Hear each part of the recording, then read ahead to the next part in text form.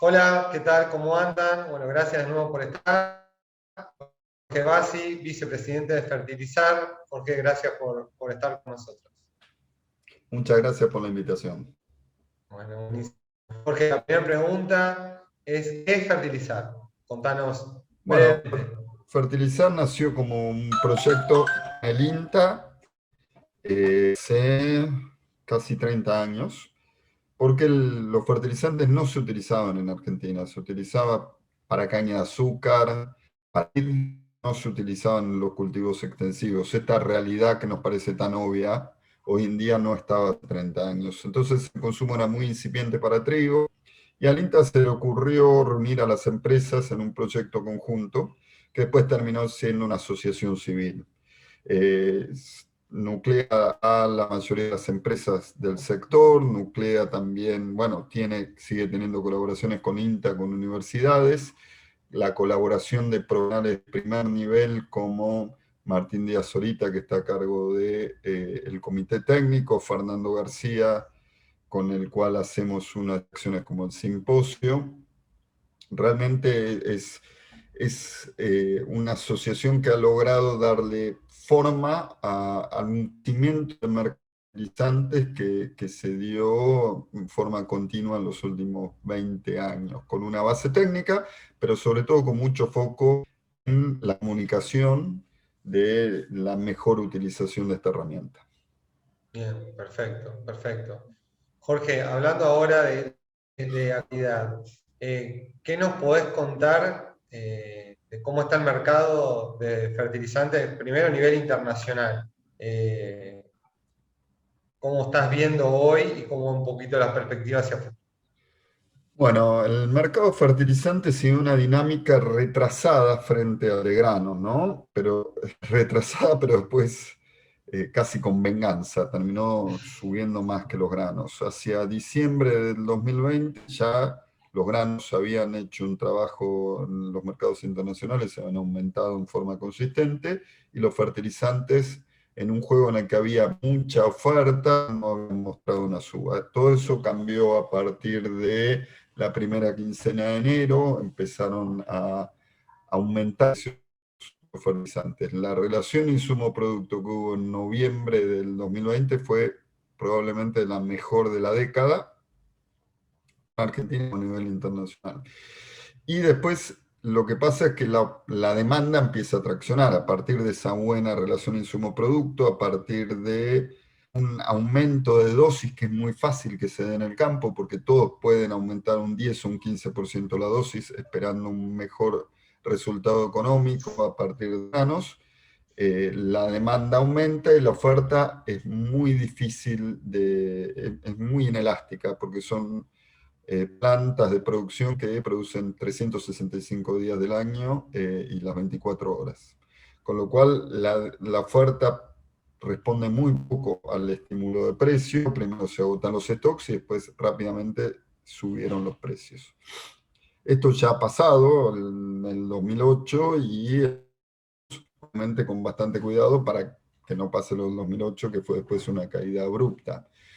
Entonces, es un mercado caro hoy con cuidado.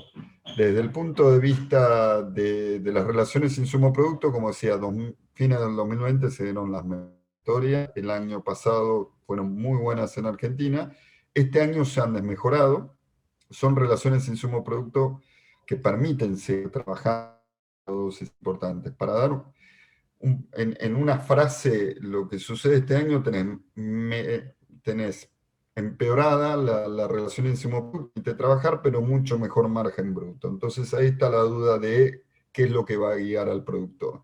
Entendemos que el margen bruto empuja al productor a tomar riesgo, pero también que estos aumentos lo obligan, porque no son solo de fertilizantes, ahora se dan en otros insumos, obligan a revisar críticamente cómo lo está utilizando.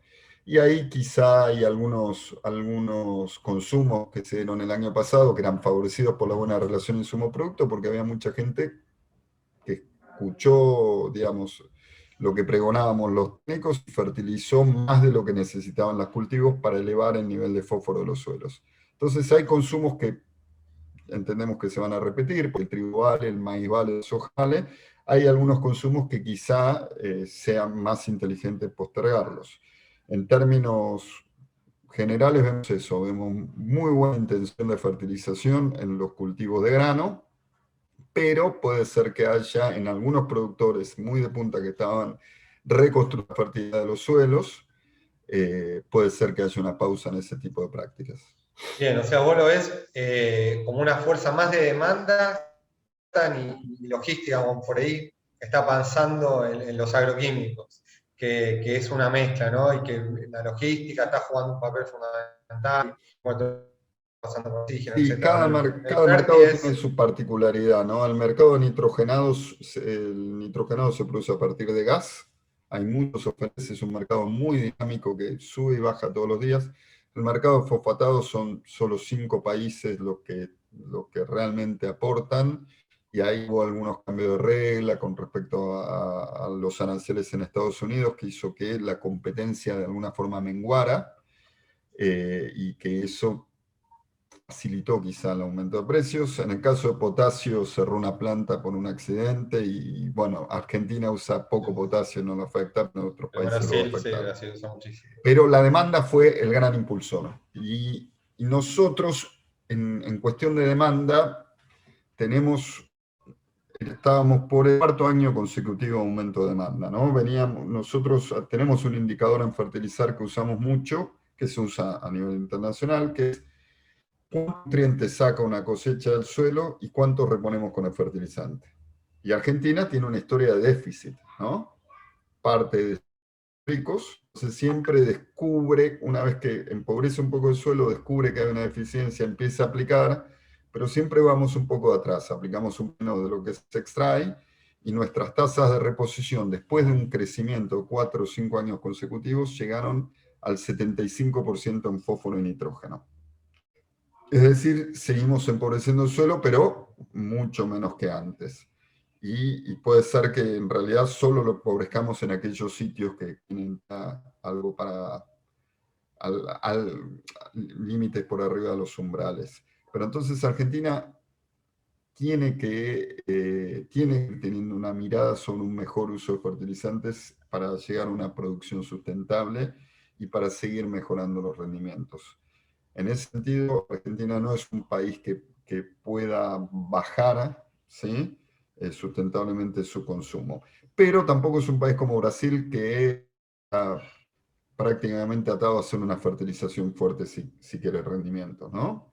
Eh, la historia agrícola argentina es una historia en la que, como decía, va descubriendo el potencial de los suelos en la medida que mejora las tecnologías y mejora el uso de fertilizantes. Bien, bien.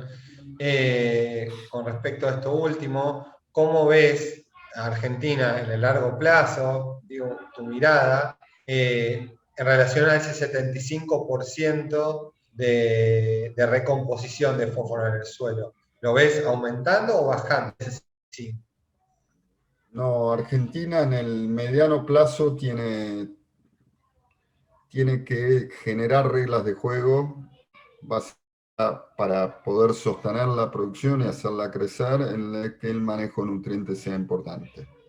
El aporte de fósforo puede no ser del 100% porque hay suelos de Chaco, Salta, norte de Santa Fe que tienen límites por arriba, pero tampoco se puede respaldar como ha sucedido en alguna época en niveles muy bajos, porque ahí sí tenés que sí aplicar altas dosis en la línea, sí o sí terminás estando muy expuesto a estas vicisitudes del mercado o vicisitudes logísticas que se pueden. Hay un tema muy puntual con la soja se fertiliza poco, el trigo y el maíz tienen interesantes dosis de fertilizantes, pero la soja responde mucho al fósforo del suelo. Nosotros hemos hecho trabajos en los que se aportan dosis ahora, en mayo, junio, julio, se incrementa el nivel de disponibilidad y la soja aumenta en forma muy marcada su rendimiento. Entonces, la estrategia de trabajar sobre un suelo demasiado pobre, porque total igual lo fertilizo, que es a la que vas cuando te vas comiendo el fósforo del suelo, no es la estrategia que maximiza retorno y rendimiento. Lo ideal sería que todos los productores traten de ubicar, tanto los dueños de campo como los que ceden el campo al alquiler, traten de ubicar sus suelos en 13 ppm de fósforo para poder aprovechar los máximos potenciales del mismo.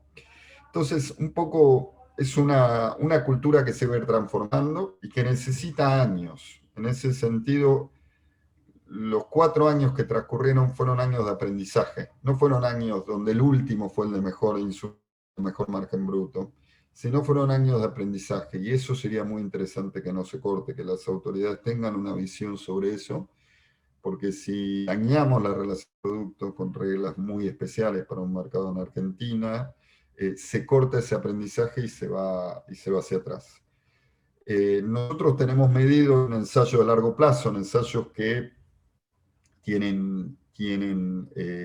están hechos en ensayos de campo durante varios años, pero son hechos en campo de productores, con lo cual son muy reales porque solo cambiamos la nutrición del cultivo respecto a lo que hace el productor. Y tenemos aumentos potenciales de rinde entre 13 y 20% según el cultivo de la zona. Eso solo manejando mejor los nutrientes. Entonces, manejar mejor los nutrientes es obtener más rendimiento, tiene rentabilidad y a la vez es devolverle los nutrientes al suelo y lograr una mayor sustentabilidad del sistema. Y el gran cambio va a ser cuando entre el potasio. El potasio es un nutriente que, como dije, Argentina hoy no está utilizando, pero empezó a notarse deficiencias en Entre Ríos. Entonces, algo que es incipiente son zonas de Entre Ríos que, como la veo a Uruguay hace 10 años, quieren una fertilización de potasio, pero simbólicamente es un quiebre. Pudimos producir 120 años sin aplicar potasio, y a la vez te lleva a la realidad. Los nutrientes hay que devolverlos. Y hasta el potasio, que cuando yo estudié parecía un recurso infinito, en 10 años va a ser de aplicación en todos los suelos de Argentina y el productor argentino va a tener que asumir un costo que hasta ahora lograba ahorrarse. Bien, última pregunta, Jorge, súper interesante. Hablamos de fósforo, hablamos de nitrógeno, hablamos de potasio. ¿Qué otros nutrientes están viendo que se va a aumentar el consumo, por lo menos en Argentina, en los próximos años? Bueno, Argentina fue pionero en el azufre. El azufre es un nutriente que puede volver al suelo con algún crecimiento de las napas, pero sabes que hay una buena anécdota sobre los 20 años. El Inca Casilda empezó con los trabajos de azufre, un poco más, 25 años. Y sin embargo, Argentina todavía está a mitad camino, aplica dosis bajas, no sé cómo es el productor argentino. Cuando te falta un nutriente, en realidad el resto de los que aportás se utiliza en forma poco eficiente. Entonces, aplicar esos 10, 12 kilos de azufre a 15 azufre sería muy importante y no es tan caro, pero es parte de la cultura y el convencimiento. Cuando hablamos con un investigador de Kentucky, él nos decía, bueno, acá lo descubrimos hace 10 años, pero ya todo el mundo aplica azufre, no conseguís un campo con deficiencias. Diferentes métodos, aplican 300 kilos de yeso cada 2 años, le van buscando la vuelta, pero digo, detectan el problema y lo solucionan rápidamente y avanza el problema. Nosotros todavía convivimos con este. Y el otro nutriente que sí creció mucho en Argentina es el zinc, y suena raro hablar de eso, porque para encontrar una planta de un maíz deficiente de zinc tenías que buscar un libro de Indonesia, de algún suelo que pareciera muy esquelético, gastado.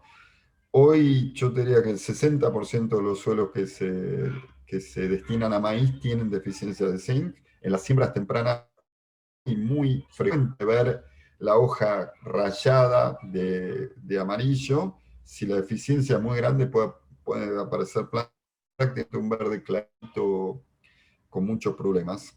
Y el productor está metiendo el zinc en la fertilización, en el esquema de fertilización, y esto ya le da otra fuerza a la fertilización balanceada, porque si necesitábamos dos nutrientes, fósforo y nitrógeno, con los commodities, los productos commodities, un MAP, una urea, nos alcanzaba para todo. Cuando entran estos nutrientes, azufre y ahora zinc, ya hay que empezar a estudiar mejor, porque obviamente el azufre tiene que ir y el zinc tiene que ir asociado a otros nutrientes. No puedo pasar una vez con fósforo, otra con nitrógeno, otra con azufre y otra con zinc. Y se dan una serie de estrategias que a veces son aplicaciones presiembra, y a veces son en la siembra y la refertilización, pero con productos específicos que el productor tiene que mirar, tiene que realmente estudiar un poco para ver cuál es su mejor opción.